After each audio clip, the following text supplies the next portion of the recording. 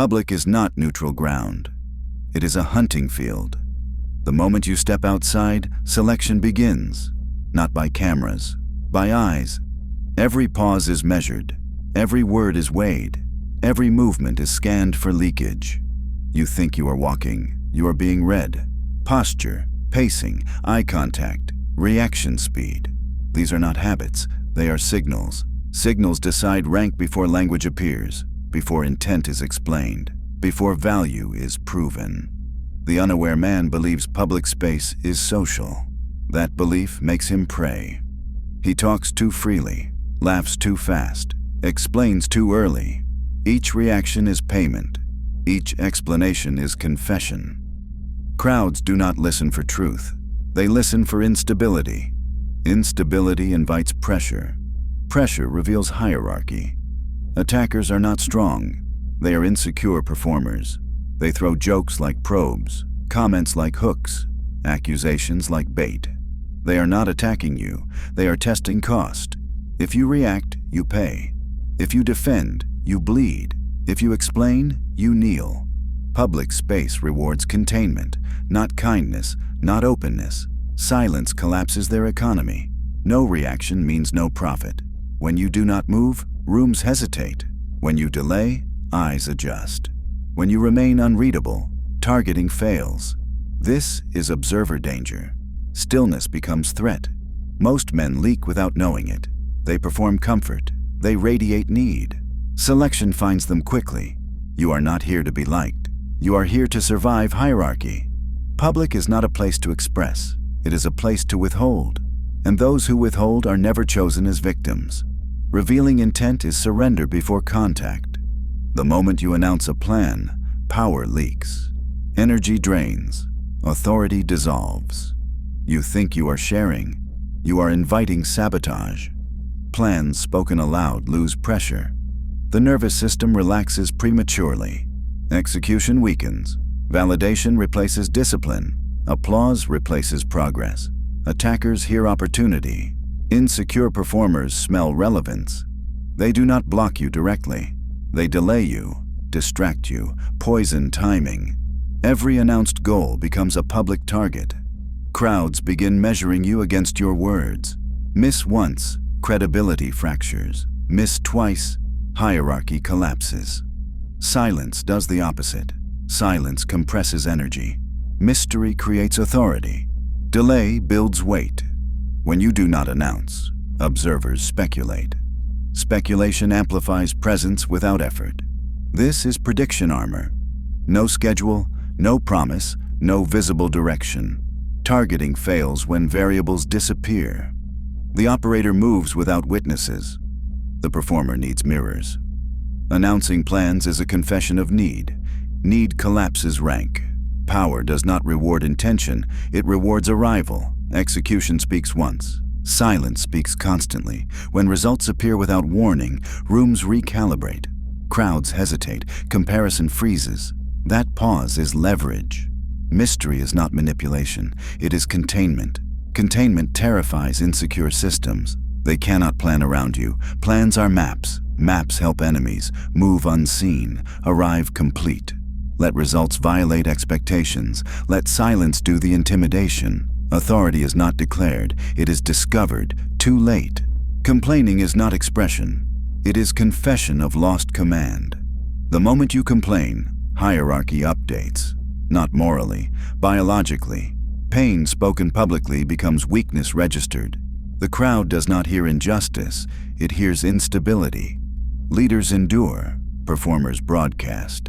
Complaint signals you are affected. Affected men are movable. Movable men are ranked downward. You think you are sharing context. You are surrendering authority. Crowds do not reward honesty. They reward containment. Misery is not bonded with. It is avoided.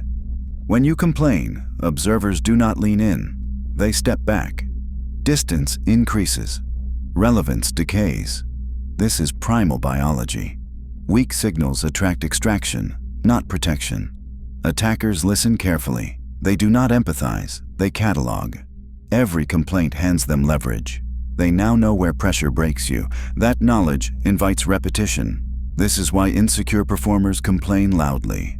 They seek regulation. They need witnesses to stabilize themselves. Leaders do the opposite. They absorb pressure in silence. Silence turns pain into weight. Weight creates gravity. Crowds align with gravity, not fairness. Complaint also drains energy outward. Energy that should fuel action evaporates into noise. Nothing changes, except how you are perceived. This is frame inversion. Speaking pain does not relieve it. It advertises defeat. Command requires opacity, not transparency. Endure privately. Act quietly. Adjust without announcement. When pain does not leak, position holds. And men who hold position are never invisible. Anger feels powerful. It is not. Anger is a schedule. And predictable men get hunted. The moment you lose your temper, control leaves you, not slowly, instantly. Your voice rises, your body tightens, your timing collapses. Everyone watching learns something dangerous about you, your trigger points. That is a territory leak. Anger is not dominance. Anger is reaction. Reaction is payment. You think you are asserting yourself. You are confirming vulnerability. This is primal biology. Predators do not roar mid-hunt. They go silent. Noise signals panic. Silence signals calculation. When you explode, you become readable. Readable men are predictable. Predictable men are manageable. Insecure performers rely on this. They provoke deliberately. They want your reaction. One joke, one insult, one push. If you flare, they win. Not morally, hierarchically. They now know how to move you. This is frame inversion. The loud man looks active. The quiet man controls the room. Crowds do not fear shouting. They fear restraint. A man who can hold anger without leaking terrifies observers because they cannot time him. No tells, no rhythm, no escalation pattern. Prediction armor forms here. Attackers panic when anger does not appear. They escalate. They repeat. They recruit witnesses. That escalation is narcissist panic. They lost regulation. You did nothing. They exposed themselves.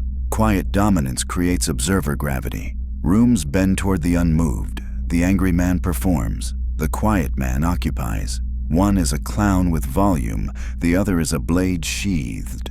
Anger advertises insecurity. Silence forces caution. If you can be provoked, you can be controlled. If you cannot, hierarchy stalls. Control your temper, not for peace, for position. Because men who react loudly never command quietly. Apologies are not manners. They are transactions. Every unnecessary apology pays someone above you. Silently. Sorry to bother you. Sorry, but sorry for asking. Each one confesses lower rank. You think you are being polite. You are declaring submission. This is frame inversion. You place yourself as petitioner. You crown the other as judge. Hierarchy shifts without argument. In public arenas, wording is territory. Language decides who waits and who commands. An apology admits fault. When no fault exists, it invents guilt. Guilt invites control. Insecure performers weaponize this. They pressure subtly. They let silence stretch. Most men panic. They apologize to relieve tension. Relief is not power. Relief is payment. Reaction economy applies here. Apology equals status leakage. Watch what happens when you do not apologize, not aggressively, precisely. You replace "sorry I'm late" with "thank you for waiting." You replace "sorry to disagree" with "I see it differently." No confrontation, no explanation, just reframing. Crowds recalibrate instantly. They feel certainty, not hostility. This is observer danger. You speak without seeking acquittal. Attackers sense it. Their leverage dissolves. They escalate. They joke. They test again. That is narcissist panic. You stay still. No justification. No softening. Silence holds the frame. Unnecessary apologies teach others how to handle you. Necessary ones, given once, fix damage and end the matter. Anything more invites hierarchy fear in you, confidence in them. Control your apologies. Control your position. Because men who apologize reflexively are easy to move. Men who frame calmly become expensive to challenge. Money is never neutral. It is a signal. Reveal too little and you invite pity. Reveal too much and you invite envy. Both are predators. Financial disclosure is a rank confession. Low numbers mark you as weak. High numbers mark you as a threat. Either way, you become a target. This is why power prefers ambiguity. Uncertainty is protection, clarity is exposure. Parasites need information, so do thieves, rivals, and quiet enemies. When you talk money, you collapse prediction armor. You give them range, timing, and motive. That triggers extraction. Pity seeks access, envy seeks destruction. Neither respects you. Powerful operators keep finances unreadable, not secretive, opaque. They don't complain about being broke. They don't flex when winning. Both are insecurity confessions. Public wealth talk is a performance. Performers want witnesses. Operators want position. Crowds scan money as hierarchy shorthand. You let them guess. Guessing creates hesitation. Hesitation breaks targeting. That is fear induction without confrontation. When asked directly, you deflect calmly. No lies, no details. Frame control through silence. Attackers push for clarity. They want leverage. You deny the transaction. Reaction economy collapses when there is nothing to react to. Financial ambiguity starves parasites. It frustrates insecure performers. It protects territory. This is judo without motion. They probe. You absorb. The room adjusts. You are not poor. You are not rich. You are unreadable. And unreadable men are expensive to test. Gossip feels harmless. It isn't. It is leverage suicide. The moment you gossip, you confess weakness. You announce boredom, insecurity, and lack of position. Strong men don't trade names. They trade outcomes. Gossip is not bonding. It is exposure. When you speak about others, you teach the room one thing. You cannot be trusted with silence. That is fatal. Every hierarchy runs on information control. Those who talk leak. Those who listen collect. The collector becomes dangerous. Insecure performers gossip to feel included. They need mirrors. They need agreement. They need validation that they are still inside the circle. That need is visible. And visible need collapses rank. When you gossip, the listener isn't bonding with you. He is measuring you. He is thinking, if he speaks about them, he will speak about me. Trust dies instantly. Power never gossips downward. It observes upward and sideways. Silence creates asymmetry. The one who speaks gives data. The one who stays quiet gains it. This is attention withdrawal as weapon. Let others talk. Let them leak plans, emotions, resentments. You nod. You say nothing. That makes you unreadable. Unreadable men create observer danger. People feel watched without being judged. That discomfort shifts behavior. Gossipers eventually panic around you. They over-explain. They justify. They fill silence. That is insecurity confession. You don't correct. You don't join. You don't defend. You store. Information is ammunition. But silence is armor. The man who gossips is cheap. The man who listens and remembers is feared. Choose carefully. Explaining your code feels noble. It is not. It is a trap you build for yourself. The moment you preach your philosophy, you create a measuring stick. And the crowd loves sticks. You say, I value discipline. Now they wait for you to slip. You say, I believe in honesty. Now they hunt contradictions. You didn't inspire them. You armed them. This is frame inversion. By explaining your standards, you move from sovereign to defendant, from embodiment to performance. Performance invites audit. Audit collapses authority. Power does not announce rules. It enforces reality silently. Strong men are not explained. They are felt. When you preach, you seek validation disguised as teaching. That is a leak. Insecure performers explain themselves because they want agreement. Agreement feels like safety. It isn't. Silence keeps standards untouchable. Words make them negotiable. This is primal biology. Predators do not describe their strategy. They move. The crowd tests what is visible. What is invisible cannot be attacked. When you embody discipline, people adjust unconsciously. When you explain discipline, people wait to disprove it. This creates a double bind. Live perfectly or be exposed. No human wins that. So you don't explain, you don't justify, you don't convert. You let behavior speak. Behavior has no loopholes. Silence here is armor. Embodiment is dominance ground.